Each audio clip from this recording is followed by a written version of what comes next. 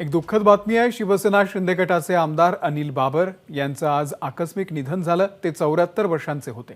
सांगली जिल्ह्यातल्या खानापूर आटपाडी विधानसभा मतदारसंघामधून ते आमदार होते। न्यूमोनिया झाल्यानं काल दुपारी अनिल बाबर यांना सांगलीतल्या रुग्णालयात दाखल करण्यात आलं होतं। उपचाराच्या दरम्यान त्यांचा मृत्यू झाल्याची माहिती मिळते। अनिल बाबर यांचं पार्थिव सांगलीमधल्या रुग्णालयातून विटाकडे रवाना झालंय। बाबर यांच्या मूळ गावी गार्डी येथे शासकीय इतमामामध्ये त्यांच्या पार्थिवावरती अंत्यसंस्कार केले जातील। मुख्यमंत्री एकनाथ शिंदे यांचे विश्वासू आमदार अशी अनिल बाबर यांची ओळख होती। मुख्यमंत्र्यांसह शिंदे गटातील अनेक आमदार अंत्यदर्शनासाठी सांगलीकडे रवाना झालेले आहेत। कुलदीप माने आपले प्रतिनिधी या संदर्भातले अपडेट देतील। कुलदीप। अमोल, अनिल बाबर यांचं पार्थिव सकाळी साधारण 10:30च्या आसपास सांगलीतील हॉस्पिटलमधून हलवण्यात आलं आणि विटा त्यांच्या या ठिकाणी जे घर आहे त्या ठिकाणी काही काळ ठेवण्यात आलं होतं आणि त्यातून ठिकाणाहून आता त्यांच्या अंत्यदर्शनाला जी यात्रा आहे अंत्ययात्रेला सुरुवात झाली। त्यांच्या घरासमोरून सध्या ही अंत्ययात्रा आपण पाहतोय निघालेली आहे। मोठ्या संख्येनं मतदारसंघातील लोक असो किंवा अनिल बाबर यांचे कुटुंबियांचे सदस्य असो त्यांच्या पार्थिवासोबत सध्या त्यांचे 2 चिरंजीव अनिल बाबर यांचे बंधू उपस्थित आहेत आणि आता ही अंत्ययात्रा या ठिकाणी विटामधून निघालेली आहे।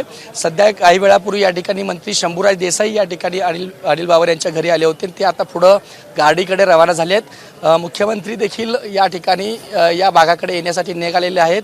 साधारणतः थेट मुख्यमंत्री ज्या ठिकाणी गार्डी या ठिकाणी ज्या ठिकाणी अंत्यसंस्कार होणार आहेत त्या ठिकाणी मुख्यमंत्री पोहोचतील आणि त्यानंतर अंत्यसंस्कार होतील अशी परिस्थिती आहे। आता या विटा शहरातून हे अंत्ययात्रा निघालेली आहे। गार्डी या गावी पोहोचेल आणि गार्डी गावामध्ये देखील अंत्ययात्रा काढल्यानंतर गार्डीमधील जीवन प्रबोधिनीच्या मैदानावरती अंत्यसंस्कार होणार आहेत। मुख्यमंत्र्यांसह मंत्रिमंडळातले अनेक मंत्री पुढच्या काही तासामध्ये या ठिकाणी पोहोचतील आणि त्यानंतर शोकाकुल वातावरणामध्ये हे अंत्यसंस्कार होणार आहेत। खरं तर अनिल बाबर यांचं महत्त्व शिंदे गटामध्ये मोठं होतं, कारण बंड करण्यामध्ये मुख्यमंत्री एकनाथ शिंदे यांच्यासोबत पहिली साथ ही आमदार अनिल बाबर यांनी दिली होती। त्यामुळं अनिल बाबर यांचं या ठिकाणी मुख्यमंत्री एकनाथ शिंदे यांच्या सोबतचं विश्वासू सहकारी अशी ओळख होती। त्यामुळे त्यांचं आकस्मिक निधन झाल्यामुळं साहजिक आहे शिंदे गटाला हा एक मोठा फटका आहे। साहजिक बाबर कुटुंबावर देखील मोठी शोककळा पसरलेली आहे आणि आकस्मिक निधनानं संपूर्ण खानापूर आटपाडी विधानसभा मतदारसंघ असो, सांगली जिल्हा असो आणि या ठिकाणी बाबर यांचे चाहते असो, शोकाकुल वातावरणामध्ये ही सगळी अंत्ययात्रा सध्या विटा शहरातून निघालेली दिसून येत आहे। अमोल। कुलदीप, अंत्यसंस्कार किती वाजता होणार आहेत आणि मुख्यमंत्री किती वाजता पोहोचणार आहे या संदर्भात काही माहिती आहे?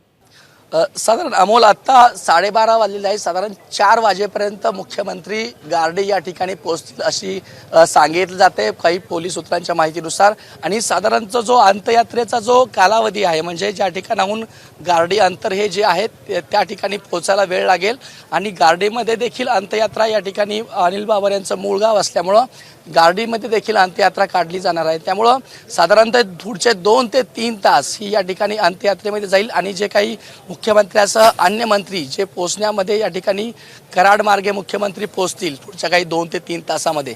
साधारण 4 वाजण्याच्या सुमारास या ठिकाणी अंत्यसंस्कार या ठिकाणी पार पडेल आणि त्या दृष्टीने प्रशासन देखील सज्ज आहे। मग अनेक ज्या ठिकाणी अंत्यसंस्काराच्या ठिकाणची तयारी आहे किंवा त्या ठिकाणची अन्य जी काही तयारी आहे त्या तयारीला सुरुवात झाली आहे। ज्या ठिकाणी अनिल बाबर यांच्या पत्नीचं अगदी 1.5 वर्षापूर्वीच निधन झालं होतं त्याच ठिकाणी हा अंत्यसंस्कार बाबर यांचा देखील पार पडणार आहे। अमोल। कुलदीप, तुमच्याकडून या संदर्भातले अपडेट आम्ही घेत राहू।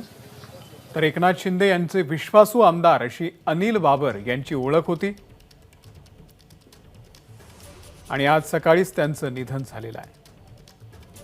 दरम्यान अनिल बाबर यांच्या निधनावरती मुख्यमंत्री एकनाथ शिंदे आणि उपमुख्यमंत्री अजित पवार यांच्या प्रतिक्रिया आलेल्या आहेत, आपण पाहूयात। अतिशय धक्कादायक आणि दुःखद घटना आहे। आमचे ज्येष्ठ सहकारी आमदार अनिल बाबर यांचं पहाटे दुःखद निधन झालं।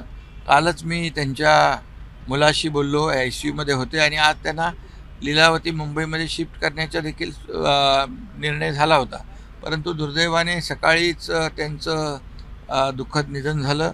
एक विश्वासू आणि प्रामाणिक सहकारी ज्येष्ठ सहकारी आम्ही गमावला आहे। फार मोठं न भरून येणारं नुकसान झालेलं आहे। त्यांच्या कुटुंबियांच्या दुःखामध्ये आम्ही सहभागी आहोत। त्यांच्या कुटुंबियांना हे दुःख पचवण्याची शक्ती परमेश्वराने द्यावी, मी त्यांना भावपूर्ण आदरांजली अर्पण करतो. गेले अनेक वर्ष आमचे अतिशय जिव्हाळ्याचे संबंध राहिले आहेत आणि त्यांच्या मनामध्ये सातत्याने मतदारसंघातले लोक, तिथले पाण्याचे प्रश्न, तिथले सिंचनाचे प्रश्न, अशा प्रकारच्या विचारांनीच ते नेहमी प्रेरित असायचे.